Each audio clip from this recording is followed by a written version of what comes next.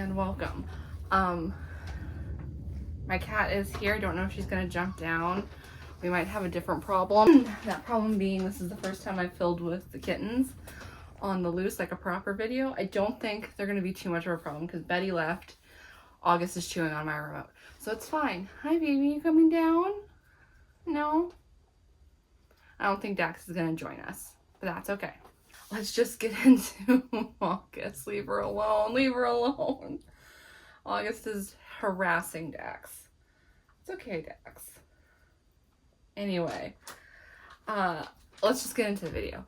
And today's video is a rant video. I'm not gonna lie. I'm going to be ranting, and it's going to fall on deaf ears for a lot of people, but that's fine. I'm still gonna film it. So anyway, I have so many animals around me. So many. Anyway, and this is going to be another video about the ethics of pet store rats. And this will probably be the last, well, who knows if it'll be the last one I make, honestly. But it might be. But anyway, let's talk about it. So if you've been here a while, you know that I don't really support getting rats from pet stores. There are some situations in which I understand breaking, or I break myself, or like if the rat is sick or clearly in distress, showing signs of being extremely stressed. I understand that. But for the most part, I don't agree with getting rats from pet stores. And that is because pet stores source all of their rats from rodent mills. And if you've heard of puppy mills and you have an understanding of what that is what a rodent mill is. But instead of dozens of dogs, it's hundreds and hundreds of rodents that are all stuck in a little warehouse room in rodent racks packed to the brim with moms and babies basically being tormented and tortured their entire lives. So I don't support buying rats from pet stores, because every rat that is purchased from a pet store is a rat that is going to be replaced by another one from the rodent mill, because you are telling these pet stores that they can make a profit off of them. There's Dax. And I don't agree with that. And a lot of people definitely don't see the forest for the trees. They go into a pet store and they see these animals stuck in tiny little tanks and they want to save them. And the problem with doing that, hi. And the problem with doing that is that, no, leave this tripod alone. The problem with doing that is that you are basically enabling them to be there. You are the reason that they're there. So every time you purchase an animal from a pet store, you are the reason that they're in that tiny tank with not enough enrichment, not enough water, and not enough care. And that is just a fact. And I understand that people really hate when other people point this out, because it makes them feel guilty for getting animals from pet stores. And that is the point. You shouldn't get animals from pet stores, because pet stores shouldn't be carrying animals unless they can provide proper care and provide proper advice. And that is not something that chain pet stores can do. And in fact, it's not something most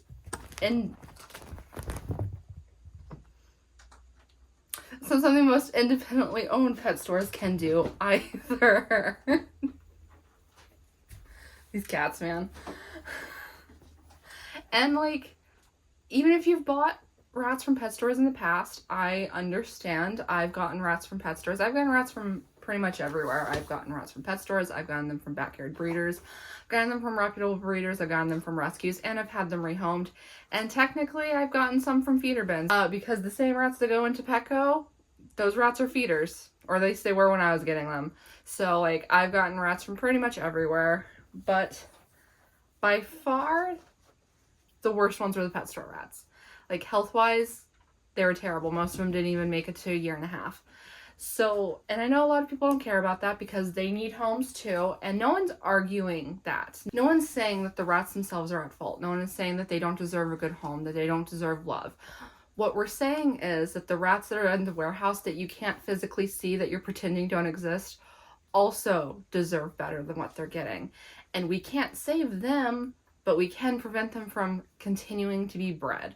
And to a degree, there's only so much you can do, admittedly, because pet snakes are a thing. These are the same rats that are being bred as food. So there is only so much you can do. But at the very least, you can stop them from being impulse purchased by people who don't understand how to take care of rats. Because a lot of the time, these rats that get purchased from these pet stores are just going to go into a tiny hamster cage by themselves for the duration of their life, which is not going to be very long because they don't have proper care and they have terrible genetics. So why am I making this video? Why? When I've already gone over all this, when I have a video specifically about this kind of thing, why? And it's because I've been seeing people a lot lately making certain arguments that are bothersome to me. And so I wanted to talk about those arguments. So let's do that. The first argument is, well, I can't get rats from anywhere but a pet store where I live, so I have to get them from a pet store. And here's the thing. If your pet store sells rats and they regularly have rats, I guarantee you that if you look on some rehoming sites, especially local rat groups, you're going to find someone needing to rehome the rats they impulse purchased or needing to find homes for the rats that their rat gave birth to upon coming to their home. Because again, a lot of animals that are purchased at pet stores are bought on impulse. They go in, they see a rat, and they're just like, oh, everything that I need for them is here, even though that's not the case. And then they bring them home and they discover they're allergic to them, or the rat is flighty or bitey, or they just don't like the rat very much, or their parent or spouse or roommate got mad at them for purchasing them, and then they need to rehome the rats. Rat/rats. Because in America, this is not the case elsewhere, I believe, but in America you can go into a pet store and purchase a single rat. And I don't think that's the case everywhere. But those rats will need to be rehomed. And then the other thing is pet stores are notorious for missexing animals, to the point that it is a very common practice that you bring home an animal from a pet store and they turn out to be pregnant or the wrong gender, and you put them in with the opposite sex, and then you have babies. So, and again, in America, you don't have a lot of options other than spay the rat or raise the babies. So a lot of people end up with accidental litters this way. And yeah, so if you have rats in your area in pet stores, there's definitely going to be rats needing to be rehomed from either people who impulse purchased or have an accidental litter. So when I hear that argument, what I hear is that you just want baby rats. You don't think adult rats are good enough. And I have gotten several adult rats. Baker was 6 months old when I got him. Polly was 9 months old. Mystic was 7 months old. And I think Glitch was 5 months old. She was 4 or 5 months old. I can't quite remember. If you hear screaming, it's because the kittens are about to have yeah, they're thunderdoming on my bed right now. That's fine. Anyway. And I genuinely love all these rats. Like, I was able to bond with them just as well as I could with babies. Polly especially, she's just a little bitty baby herself. So she's over a year old now, but she like lays on my chest and she lets me pet her, and she's a year and a half. They're fine. They're intense. They play intensely. Polly's over a year and a half old, and I feel like I have an extremely close bond with her, even though I didn't have her since she was a baby. And I understand that sometimes it feels bad to get an animal that you know is only going to live 1 to 2 years when they're already an adult. But you can still bond with them, you can still love them, you don't know how long they're going to live either. So like, for all you know, you'll get them at 6 months old, they'll live 2 years anyway. Is that always going to be the case? No. Sometimes you'll get them at 6 months old and they'll pass away 8 months later, like what happened with me and Barber. And that is unfortunate. But the point still remains that older animals are still worth adopting, especially when your only alternative is to support a pet store. Which is the other argument I see a lot, is people saying that they just want baby animals. And, I don't know. I don't know if I get that, because, like, I understand, again, with rats, they only live 2 to 3 years, and I wouldn't want to just get adults because of that, but I am okay getting adults sometimes. And it's like, I really, really loved adopting the dwarfs that I got that were adults, because at least Polly was an ex-breeder. I don't know about Mystic. Glitch definitely wasn't. She was too young. But I liked getting them as adults, and I would happily adopt ex-breeders again, and then I will absolutely get rescues again in the future, like Baker. Just because, like, he needed a home, and he's really happy. He's such a sweet boy. He's clumsy as all hell. I think he's coming to see if I have treats. Hi, Baker. Did you hear me saying your name, buddy? He's 2 years and 5-ish months now. 2 years, It's 2 years, 3 months, 2 years, 5 months old. And he is just happy-go-lucky, never knows any peace, kind of wishes the soul would leave him alone, and I'm really happy that I have him. I got him at 6 to 8 months old, and I wouldn't change that for anything. Like, I'm sure he was an adorable baby, but he was also an adorable adult. Another argument I hear is that rats from rescues and or breeders are too expensive. So, let's do some breakdown numbers, okay? So when I was getting rats from pet stores, I don't know how much they cost now, but at PetSmart they were like $15 a piece. So keep in mind that it's been, oh dear, 10 or 11 years since I've gotten my last rat from a pet store. And when I was doing that, they were like $14. So with that in mind, let's talk numbers. So some rescues, it's going to vary greatly how much that you pay for the rats. And the rescue I went to with Arizona, they just asked for a donation and the rats themselves were free. I don't necessarily agree with that. Obviously, I always donated when I went to pick up the rats, but it's not something I necessarily agree with because the whole point of a donation fee is to help offset some of the cost of rescue and also ensure that they're going to a good home that can pay for them. Now, Baker was $65. So was Barber. They're each $65, which is a pretty steep price, you might think, for a rat. But he came fully vetted with parasite treatment, both internal and external, and he had a URI, so they had paid for that, and he came neutered. Now, this rescue, when they don't spay or neuter the animals, they cost like way less. I think it's like $20 a rat or something like that. But the spay and neuter is not a cheap procedure. It's like, I think $150 or something. So they're not even recouping any of their costs by having Baker cost $65. Now, another good example are the kittens that are thunderduming on my bed right now. So when I got Jinx and Dax, I got them separately, but I got them from the same rescue. Jinx was $125 and Dax was, I think, $75. And the thing with that is they came, again, fully vetted with their first set of vaccines, like any parasites they had were treated, and they came spayed with a little bag of toys and their food. The kittens I picked up in a Walmart parking lot so that they didn't die horrible deaths and or breed uncontrollably.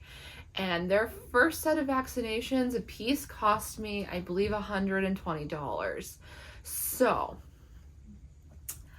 the reason rescues are so expensive is because they're taking these animals to the vet. They're feeding them, they're housing them, they're taking them to the vet, they're getting them necessary surgeries and medical attention, and that is why they cost so much. Also, you can get baby rats from a rescue. A lot of people seem to think that you can't, and while a lot of rescues will have more adult rats because they are a rescue, I have yet to see a rescue that doesn't end up taking in at least one accidental litter every few months. So you can get baby rats from a rescue. And the reason breeder rats cost so much is because the breeder's making sure they go to a good home.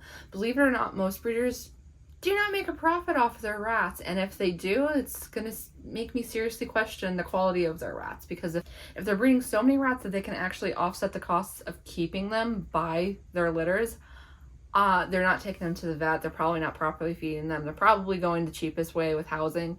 So most breeders are just making sure that their rats are going to a good home with those prices. And if you're not willing to pay like a $40, $50 fee for your rat, then how are you going to take them to the vet? That is the thought process breeders have, and it's a good one to have. And lastly, the last argument I hear a lot is that getting rats from rescues or breeders is too hard. So you're gonna Mufasa her. Oh, Betty. You're mean. You're mean. Oh, Dex. So if you're going through a rescue and they find that your care isn't high quality, they are well within their rights to say, no, we're not going to give rats to you. Most rescues do not have like an impossible to meet standard of care for their rats. They want them to be housed properly, fed, the promise of vet care, and to know that they're going to be loved. And that is really it. It's not going to be some insane thing of just like, you have to free roam them like 3 hours a day or anything like that. So if a rescue in general says that you do not meet their standard of care, then your best bet is to reevaluate your care, figure out what the problem is, and they'll tell you. Most rescues will say, well, because of this, this, and this, we're not going to adopt out to you. And sometimes it's not something you can control, because a lot of rescues want to adopt out to people who have snakes, which is fair. I understand that that's an issue with a lot of snake owners. They feel rejected by it because they're being discriminated against because of a pet. And the thing is, you have to keep in mind the number of messages rescues are going to get saying that if they don't take their rats, they're just going to feed them to their snake, which is something that happens a lot. And so at a certain point, you have to wonder how many times an unwanted pet rat is just fed off to a snake because they got sick, because the owner got bored, because whatever reason you have. So that's the reason you're going to get rejected a lot. I have only been rejected from a rescue one time, and it's because of the number of rats I had. So I remember very clearly, she said, and I quote, "That's just not normal," which tells me she has absolutely no connection to the rat community, because at the time I had 15 rats, and it's a lot of rats. I'm not saying it's not, but by no means is that abnormal in the rat community. Some people would say those numbers are quite low. I currently have 18 rats, and I know that I provide a high level of care for them. And again, that was back in Arizona. The rescue I'd go through now, the one I got Baker from, I could probably message her right now and be like, hey, do you have any rats available? And if she did, she'd basically be like, take your pick. Because she knows I'm going to take care of them, I'm going to vet them, I'm going to feed them a high quality diet, and I'm going to give them as much love as they want. And that's what a rescue wants. They just want to know that their rat is going to be taken care of. Now, if a breeder rejects you, a lot of times it's going to be for the same reasons, as you don't meet their quality of care, and breeders can be a lot more discriminatory about this than, oh, you okay, baby? Something to you? A lot of times breeders are going to be more discriminatory about that than a rescue is, and that is their right. They don't need you. I think a lot of people get confused by that. They don't need you to take their rats. They will take care of the rats if no one else will, and they want to make sure those rats are going to be cared for. So if you're talking to a breeder and they tell you no for some care issue, they'll probably explain why, again. But if they tell you no, that is their right, and you can either meet their quality of care, find a different breeder that matches with you more, or just accept that that breeder's not for you. It is well within a breeder's rights to tell you no for whatever reason they deem fit, because those are their rats. They are their responsibility, and a responsible breeder will absolutely vet the owner. It's not going to be a, hey, I want some rats, and then them being like, okay, come get some. Because that's not a good breeder. That's going to be a backyard breeder, and you're going to face a lot of problems with those rats, including things like external parasites, ringworm, respiratory infection, accidental litters, short lifespan temperament issues, etc., etc., etc., because they're more interested in making a profit off the rats than the rats themselves. I also forgot to mention that another option for if you aren't finding what you want in your area, there is a transport service that a lot of breeders, if you find a breeder online that you like, a lot of breeders use them, and you can go and check out their pages to see if they also use this transport service, and it is a good option. The transport service comes with its own set of issues, but for the most part, I've used it several times, and I feel like it's worked really well for me and my rats. So I personally haven't had an issue, but keep in mind that just because the transport service exists doesn't mean it's automatically going to be a perfect solution for you. All right. Anyway, yeah, that was my rant for against pet store rats for this. I don't know if I had one earlier this year. I might have. But yeah, that was my rant for today. I hope you enjoyed this video. If you did, you know what to do. All the fun stuff down below. And I'll see you in the next one. Goodbye!